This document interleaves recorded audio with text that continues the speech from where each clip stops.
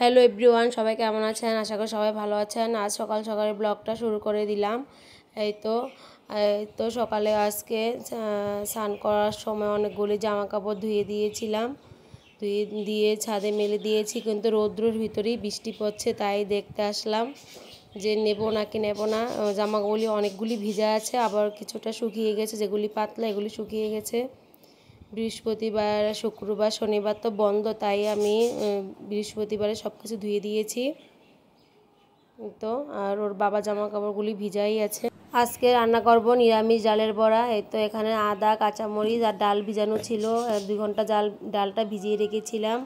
এখন ব্লেন্ডার করে নেব। ব্লেন্ডার করে নিরামিষ ডাল, পেঁয়াজ দেব না, পেঁয়াজ ছাড়াই ডালের বড়া করে নেব।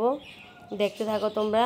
আর সাথে ইলিশ মাছ রান্না করবো আজকে। আর আমার ভিডিও ভালো লাগলে সবাই সাবস্ক্রাইব করবে, লাইক করবে, শেয়ার করবে, কমেন্ট করবে।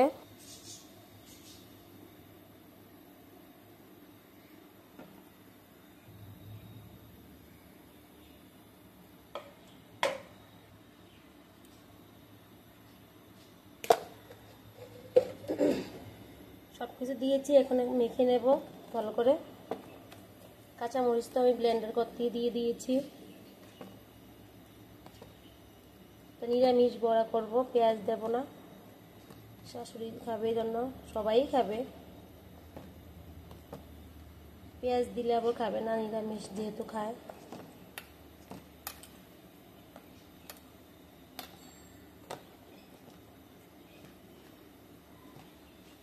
সরিষার তেলটা দিলে একটু ভালো লাগে নিরামিষ বড়াটা। তোমরা কারা কারা সরিষার তেল দিয়ে ডালে বড়া খাই একটু জানাবে, কাঁচা সরিষার তেল দিয়ে।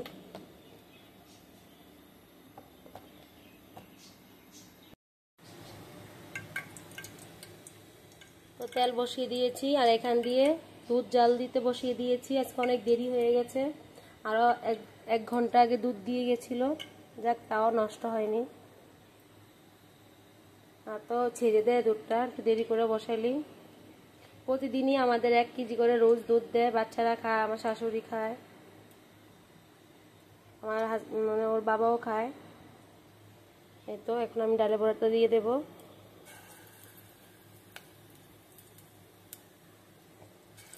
জলটা একটু কমিয়ে দিই, আস্তে আস্তে হলে ভিতর থেকে পুরপুরে হবে।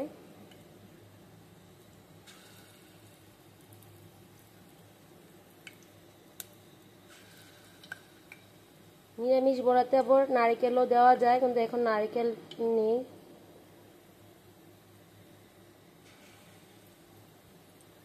একটু আদা দিয়েছি, কাঁচামরিচ দিয়েছি, দিয়ে ব্লেন্ডার করে নিয়েছি ডালটা।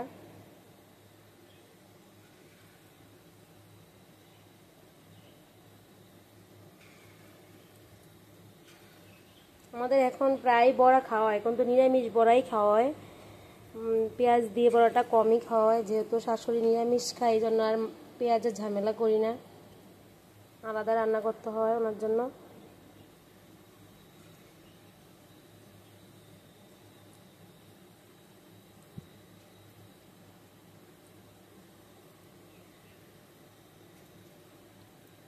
তো হোক ভাজাটা, তারপর আবার দেখাচ্ছি পরে।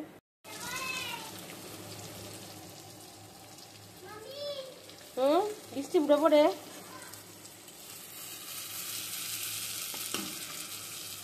তো মাছটা হয়ে গেছে, ভাজা ভাজা হয়ে গেছে, এখন নামিয়ে নেব। ঝোল দেবো না, এরকমই টানা টানা থাকবে। শুধু শাড়িটাই নিলাম, সব ভিজা, এগুলি সবই ভিজা। তো আমাদের গাছ, এখানে অনেক রকমের গাছই আছে। আর এখানে দেখুন আম গাছ পড়ে গেছে একদম গোড়া থেকে।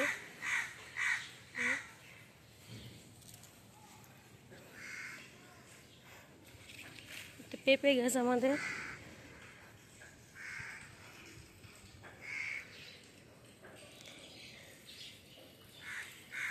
এই তো আম গাছটা একদম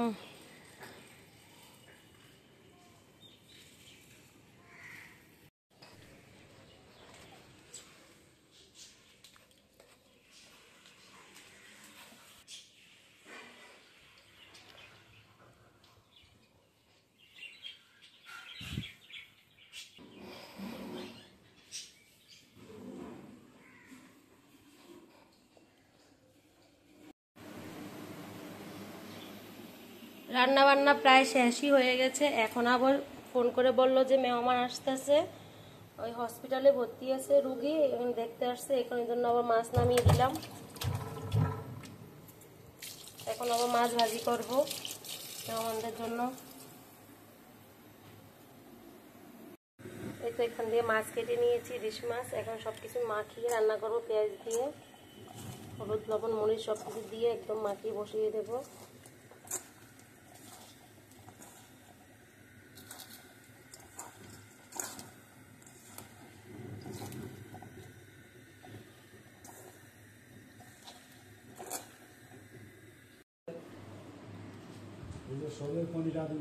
হ্যাঁ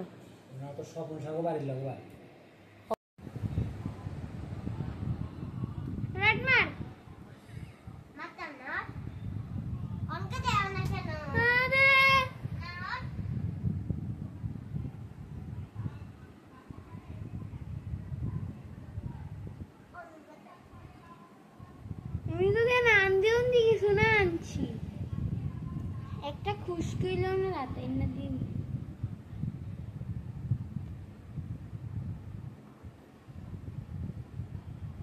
তবে কিছুই দেখতে ফাঁক না ছিল আমি দেখি এই যে ফাঁক না এই যে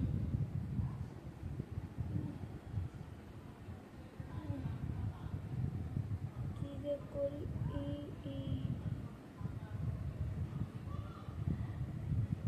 এই যে ফাঁক না ছিল এই যে আমি অন্ধকার দিয়ে